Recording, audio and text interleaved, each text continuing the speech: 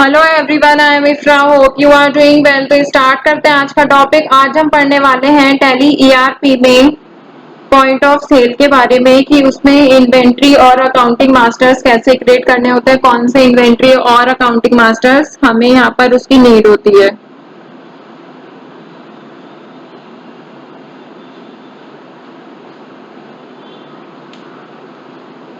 तो सबसे पहले हमें क्या करना होगा, अकाउंट्स इन्फो पर आएंगे। अकाउंट्स इन्फो पर आने के बाद यहाँ पर लेजर्स पे एंटर करेंगे और यहाँ से क्या करना होगा, परचेजेस पीओएस या फिर परचेज पीओएस, आप कुछ भी हाथ से क्रिएट कर सकते हैं। और उसे कौन से ग्रुप में रखेंगे, परचेज अकाउंट में रखेंगे। और इसके बाद जो ऑप्शन आ रहा है इन्वेंट्री वैल्यूज आर अफेक्टेड, इसको यस रखना है और कुछ नहीं चेंज करना, बाकी इसको सेव कर देंगे। फिर आ रहा है सेल पीओएस, तो इसको कौन सा अकाउंट में रखना है, सेल्स अकाउंट में ही रखेंगे। फिर नीचे ऑप्शन आ रहा है इन्वेंट्री वैल्यूज आर अफेक्टेड, तो आपको इसको क्या रखना है, यहाँ से यस रखना है और कंट्रोल ए से इसको करेंगे सेव।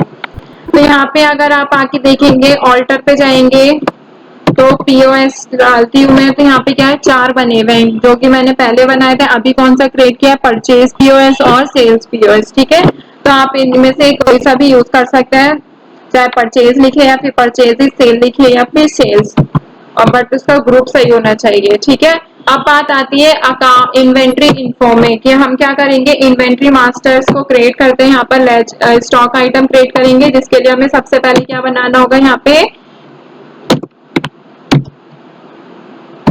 ग्रुप बनाना होगा, हार्डवेयर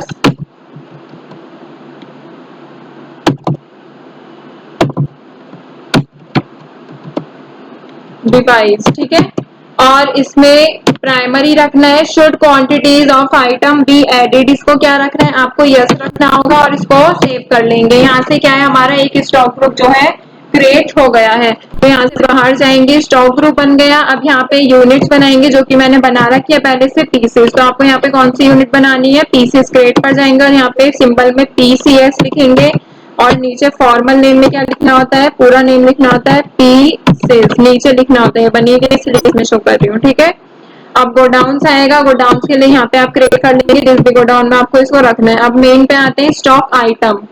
स्टॉक आइटम यहाँ से क्रिएट करने के लिए जैसे हम बना लेते हैं मॉनिटर, उसको हम प्राइमरी में, वो सॉरी कौन से ग्रुप में रखेंगे, हार्डवेयर डिवाइस का भी ग्रुप बनाया था, कैटेगरी नहीं क्रिएट की है, पीसेस में।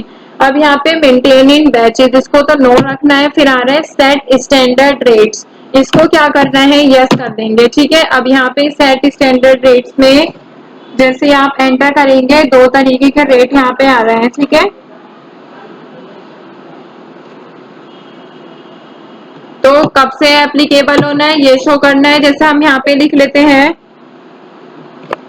स्टैंडर्ड कॉस्ट, स्टैंडर्ड कॉस्ट कितनी रख लेंगे, 1 अप्रैल से एप्लीकेबल हो रहा है, 250 हम स्टैंडर्ड कॉस्ट इसकी रख लेते हैं पर पीस। ठीक है, फिर आता है स्टैंडर्ड सेलिंग प्राइस, कॉस्ट कितनी है, सेलिंग प्राइस कितनी है, दोनों हमें यहाँ पर लिखना होगा। और इसमें भी ऑप्शन आ रहा है कि इसे एप्लीकेबल कब से करना है, सेम डेट पर ही एप्लीकेबल रहेगा ये भी।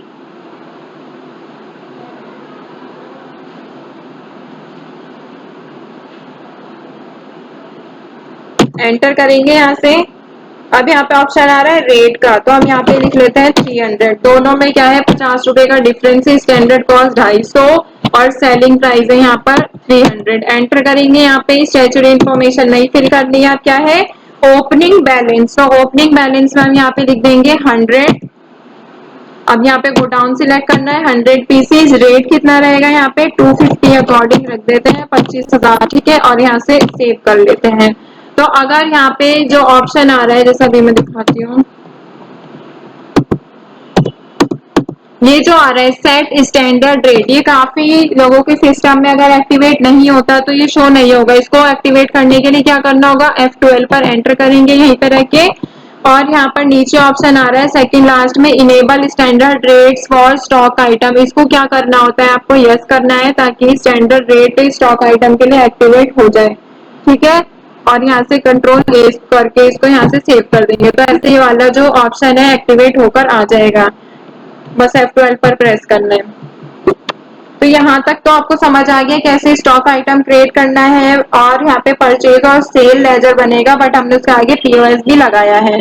अब बात आती है अगर हमें क्रिएट करना होता है POS voucher type without a voucher class, मतलब कि वाउचर टाइप हम क्रिएट करेंगे बट विदाउट क्लास, तो उसके लिए क्या प्रोसेस रहेगा। यहाँ पे सबसे पहले गेटवे ऑफ टैली पर आना है, उसके बाद यहाँ पर पीओएस के लिए बनाना है, तो मास्टर्स में अकाउंट्स इन्फो पर एंटर करेंगे, उसके बाद यहाँ पे ऑप्शन आता है वाउचर टाइप, उसको एंटर करेंगे। अब यहाँ पे बात आती है कि हम क्रिएट करेंगे या फिर ऑल्टर, तो हम यहाँ पे क्या करेंगे क्रिएट कर लेते हैं। क्रिएट में अब बात आएगी कि इसका नाम क्या दें हम, तो इसका नाम हम पीओएस रख देते हैं।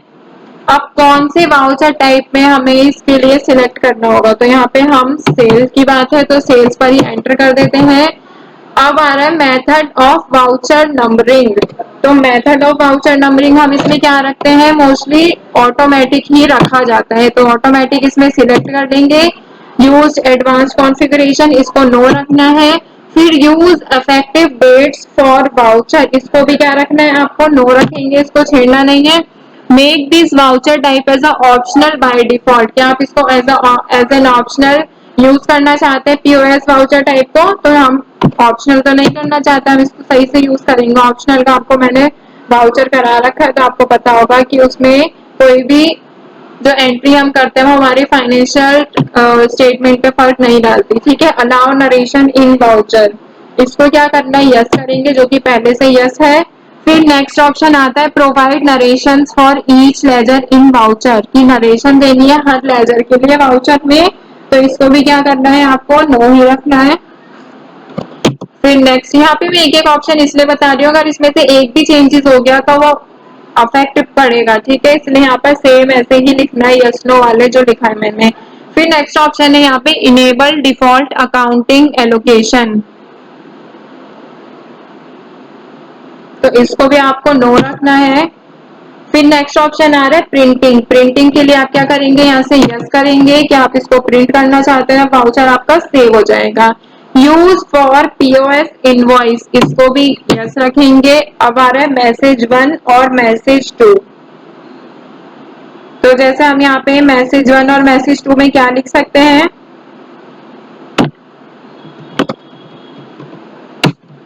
थैंक यू,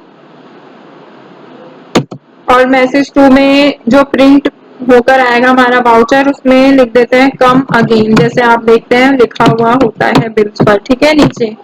अब आ रहा है डिफॉल्ट टाइटल टू प्रिंट, कि अगर हमें प्रिंट में कुछ भी नहीं लिखना है डिफॉल्ट टाइटल हम क्या रखेंगे, तो यहाँ से आप वो भी सिलेक्ट कर सकते हैं,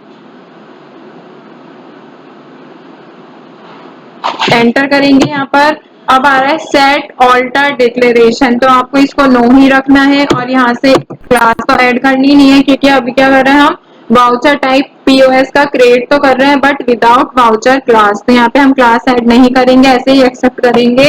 बट आपको मेन चीज क्या देखनी है, नेम क्या रखना है, कौन से अदर वाउचर में इसको रखना है, कि मतलब एंटर उसका शॉर्टकट एंटर करेंगे तो ये ऑप्शन भी आए, दोनों आए, आप उसमें से सिलेक्ट कर सके, ठीक है।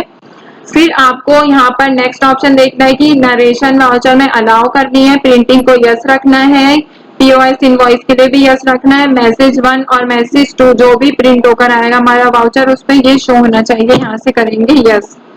तो यहाँ तक आपने क्या देखा कि हम यहाँ पे अकाउंटिंग मास्टर में वापस आते हैं, यहाँ पर अकाउंटिंग इन्फो में लेजर क्रिएट किया सेल्स और परचेज पीओएस का, फिर यहाँ पे स्टॉक आइटम क्रिएट किया, एंड देन उसके बाद यहाँ पर अकाउंट्स इन्फो पर वापस आए, वाउचर टाइप पर आए और यहाँ पे एक न्यू वाउचर टाइप को क्रिएट किया, दैट इज पीओएस, वो आपको यहाँ पर शो हो जाएगा, क्या इसमें यस रखना है क्या नो रखना है, यहाँ से आप देखकर क्रिएट कर सकते हैं। अगर आप सेम करेंगे तो एज इट इज आंसर आपका आ जाएगा। तो आई होप आपको इतना तो क्लियर हो गया होगा कि पीओएस होता क्या है, क्या इसका फीचर है और इसमें क्या वाउचर टाइप अगर हम क्रिएट करते हैं विदाउट क्लास तो उसका क्या प्रोसेस रहता है। अगर आपको इसमें चेंजेस करने होंगे तो चेंजेस करने के लिए ऑप्शन होता है यहाँ पर ऑल्टर का, ऑल्टर पे जाकर आप यहाँ पे पीओएस लिखेंगे तो यहाँ पर आ जाएगा। उसमें से अगर आप यहाँ पे चेंज लिखना चाहते हैं यहाँ पे आप लिख देंगे जैसे थैंक्स और यहाँ पे ये वाला सिंबल लगा देंगे, तो ये क्या किया है हमने यहाँ पे चेंज कर दिया। सेल्फ डिक्लेरेशन पे अगर मैं यस करती हूँ तो यहाँ पर आ रहा है we declare that invoice shows the actual price of the goods describe that and all particulars are true and correct। ऐसा होता है ना, नीचे डिक्लेरेशन लिखा होता है, अगर आपको इसको यस करेंगे तो वो यहाँ पर शो हो जाएगी। बट अभी क्या रखना है, हमें इसमें वर्क नहीं करना, अभी हम इसको नो ही रखेंगे और चीजें चेंज नहीं कर रहे। तो यहाँ से इसको एंटर करके सेव कर लेंगे। आप देखेंगे ना, आप डिस्प्ले पे जाके जो हमने चेंजेस किए थे, थैंक यू की जगह क्या लिखा था हमने, थैंक्स, और आगे सिंबल लगाया था एक्सक्लेमेटरी मार्क। तो यहाँ पे डिस्प्ले पे जाएंगे, पीओएस पर एंटर करेंगे और यहाँ से वो जो है चेंजेस हो गए हैं, मैसेज 1 जो हमारा प्रिंट होकर आएगा। तो आई होप क्लियर हो गया होगा सारी चीजें। अभी इतना कुछ स्टार्ट नहीं हुआ क्योंकि अभी पीओएस क्या है, बहुत ज्यादा इजी टॉपिक है, बट ये हमारे डेली लाइफ में आप हर जगह देखते हैं। रिटेल शॉप में देखेंगे, वहां पर आप बिल लेते हैं तो बिल के नीचे क्या लिखा होता है, ऐसे मैसेजेस प्रिंट होकर देते हैं वो आपको। तो वो क्या होता है, उन्होंने ये जो पीओएस की सेटिंग है ये अपने सिस्टम में कर रखी होती है, इसी वजह से वो ऑटोमेटिक प्रिंट होकर आ जाता है। ये थोड़ी हर बार वो प्रिंट करेंगे। तो इस टॉपिक को यहीं पे एंड करते हैं, आगे न्यू टॉपिक को स्टार्ट करेंगे कि हमें अगर पीओएस वाउचर टाइप क्रिएट करना होगा वाउचर क्लास के साथ। ये तो हमने विदाउट क्लास स्टार्ट किया था, अभी क्या करेंगे, अगर हमें क्लास के साथ बनाना होगा वाउचर टाइप तो वो कैसे क्रिएट होगा वो भी देख लेंगे। तो मिलते हैं नेक्स्ट सेशन में, stay tuned and thank you.